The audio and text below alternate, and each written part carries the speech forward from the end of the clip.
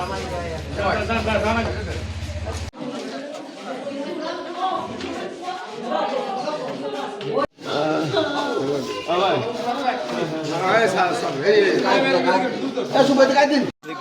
আলাইকুম। আপনারা এখানে যারা আছেন, 23শে ফেব্রুয়ারি আমার স্কুলের উপরে ধর্ষণের চেষ্টা করে আমার বড় ভাই আসমাউন শেখ, তারপরে আমার ওয়াইফ, আপনাদের মাধ্যমে আপনাদের সহায়তায় কচুয়া উপজেলায় কচুয়া থানায় মামলা দায়ের করেন। পরে সেখান থেকে তাকে আটক করা হয়। আটক করে বাগেরহাট কোর্টে তাকে প্রেরণ করে।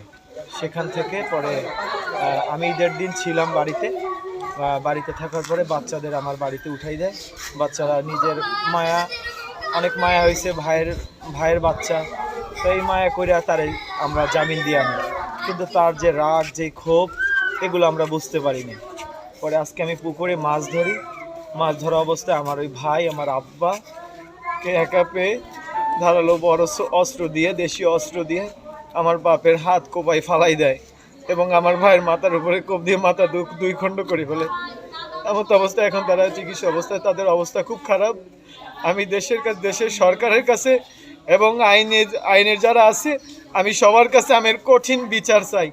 ওর এমন বিচার হবে যাতে কোনোদিন ওর দ্বারা এলাকার মানুষের অনেক অত্যাচার, ও এলাকার মানুষের উপর বিভিন্ন সময় মানুষের উপর অত্যাচার করে, যারে তারা ধরে মারধর করে, এবং সে নেশাগ্রস্ত, সে মাদকের ব্যবসা করে, তার যত খারাপ অপকর্ম আছে সব কিছুর সাথে সে জড়িত।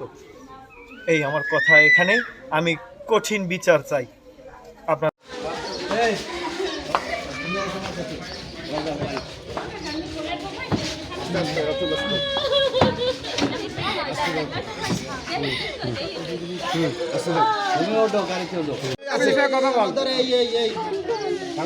ও আব্বার কাছে টাকা পাবে, আমি বলছি তুমি একটু সময় দাও। আব্বারের সময় না দিলে তোমার টাকা কিভাবে দেবে? তবে শুয়ারের বাচ্চা, তোরে আমি তাকে বলে আমার গালি গাছ করতে পরে তোরে বলাই নেই, তুই যা, আমি তুই এই জেলমেল খাটিয়েছিস, এখন আবার এরকম 33 পরে তো বাড়ির সমস্যা হবে আবার।